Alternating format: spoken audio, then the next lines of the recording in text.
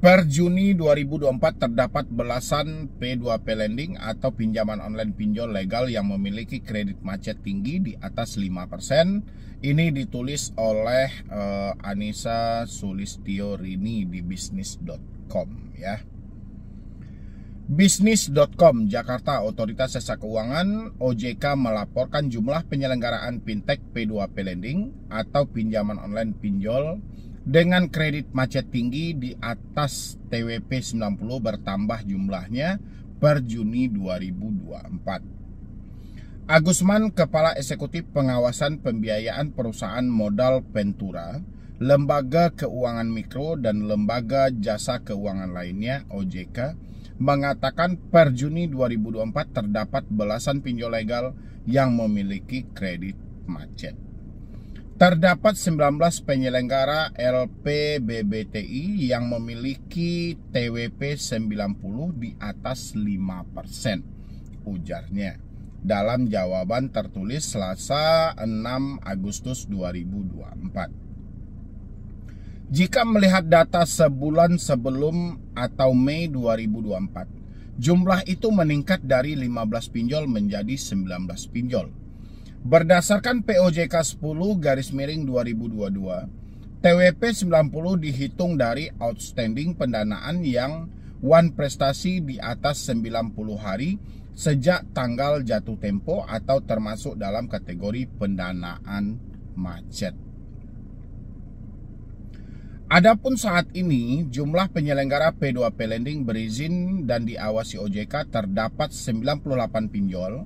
Agusman melanjutkan, terhadap penyelenggaraan P2P lending dengan TWP di atas 5%, OJK memberikan surat peringatan dan meminta penyelenggara membuat action plan untuk memperbaiki kualitas pendanaannya.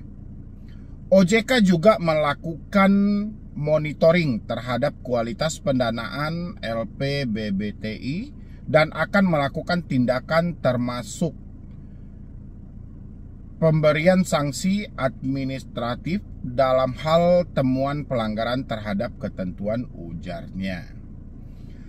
Sementara itu, tingkat risiko kredit macet secara agregat alias TWP 90 pada Juni 2024 tercatat dalam kondisi terjaga di posisi 2,79%, selisih tipis dibandingkan dengan bulan Mei sebesar 2,91%. OJK juga melaporkan total pembiayaan pada industri P2P lending sebesar 66,79 triliun pada semester 1/2024. Total pembiayaan ini naik signifikan, yakninya mencapai 26,73% secara tahunan. Pembiayaan tersebut meningkat dengan persentase 26,73% dibandingkan tahun sebelumnya.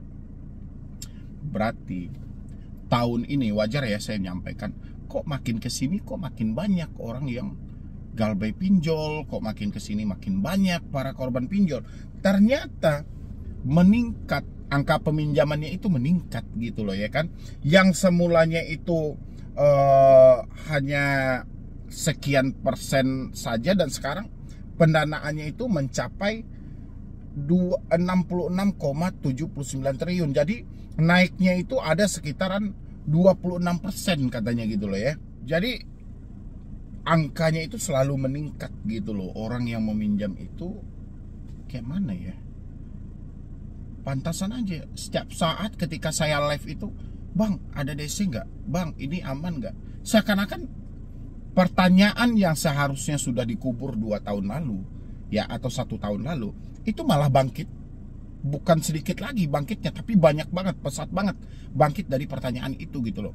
Tentang DC datang ke rumah, tentang aman, tentang legal atau ilegalnya gitu loh. Ternyata memang persentasenya itu meningkat gitu loh ya. Jadi daya minat orang itu meningkat untuk meminjam di pinjaman online. Jadi kayak mana buat teman-teman semuanya bersuara, hapus pinjol, hilangkan pinjol di Indonesia, blokir pinjol. Sementara di luar sana masih banyak banget peminatnya dan masih banyak orang yang berlomba-lomba melakukan peminjaman di pinjaman online. Ya, mudah-mudahan saja kita juga tidak membatasi soal mereka mau meminjam. Yang penting pinjamlah uang itu sesuai dengan kemampuan untuk membalikan. Jangan pernah meminjam uang di pinjol itu sesuai dengan kebutuhan, ataupun bukan pinjol aja ya, di hutang manapun sesuai dengan kebutuhan. Kenapa?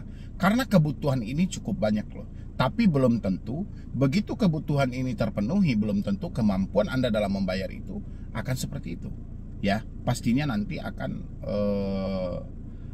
terjadi ketidakseimbangan gitu loh ya kan. Ketika hutang Anda itu lebih berat sementara kemampuan Anda membalikan tidak sebesar itu, ini yang jadi malapetaka nantinya. Oke, kita lanjutkan lagi. Pada industri fintech P2P lending, outstanding pembiayaan di bulan Juni 2024 terus meningkat menjadi 26,73% year on year, kata Agusman ya. Dia menjelaskan bahwa jumlah tersebut lebih tinggi dibandingkan perhitungan Mei lalu dengan persentase kenaikan 25,44. Sekarang menjadi 26,73, berarti 1% lebih ya kenaikannya. Ini luar biasa banget. Tapi ya itu tadilah ya kan, selalu OJK ini memberikan satu informasi tapi dengan penuh teka-teki. OJK bilangin ada 19 pinjol yang mengalami kredit macet ya kan. TWP-nya itu lebih dari 5%. Dan habis itu OJK juga bilangin dia akan melakukan pertegasan dalam hal ini, bahkan sampai nanti bisa diberikan sanksi administratif ya kan, sampai pencabutan izin dan segala macam, mengingat banyak laporan-laporan tentang pelanggaran dalam persi penagihan. Tapi sangat disayangkan OJK tidak menyampaikan secara tegas apa aja aplikasi yang termasuk di dalam 19 aplikasi itu.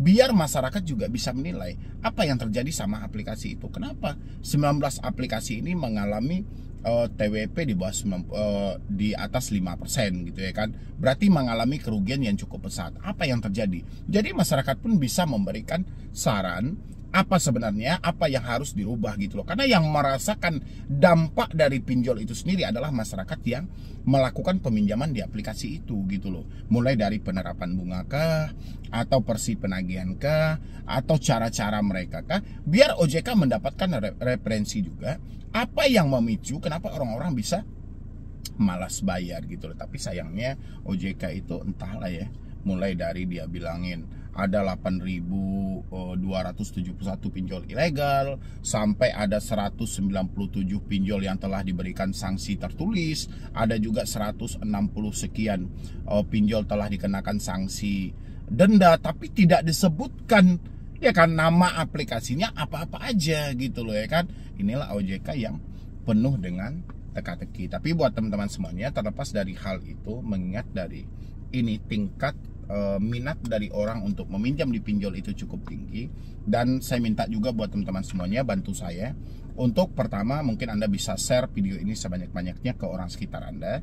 Yang kedua adalah Anda bantu juga untuk mengingatkan orang yang satu rumah dengan Anda saja dulu, mungkin saudara, orang tua, atau tetangga, teman dekat. Mungkin Anda ingatkan, mungkin mulai Anda memberikan pengenalan-pengenalan tentang bahaya-bahaya pinjaman online, supaya mereka tidak terlanjur untuk meminjam di aplikasi itu.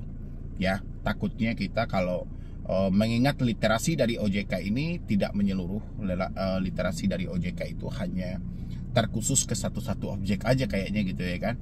Jadi bantu juga buat teman-teman semuanya, kasih tahu bahaya-bahaya pinjol. Jangan nanti saudara kita, teman-teman kita yang ada di lingkungan kita hanya tergiur gara-gara iklan yang dipajang oleh pinjol, tapi dia tidak mengetahui apa risiko nanti setelah dia melakukan peminjaman. Nah, mumpung Anda ada pengalaman sedikit, Anda coba berbagi, nggak usah malu juga, coba mengingatkan, hati-hati dengan hal ini, hati-hati dengan hal ini gitu loh. Karena target dari pinjol itu adalah masyarakat-masyarakat yang selalu aktif menggunakan smartphone Anda.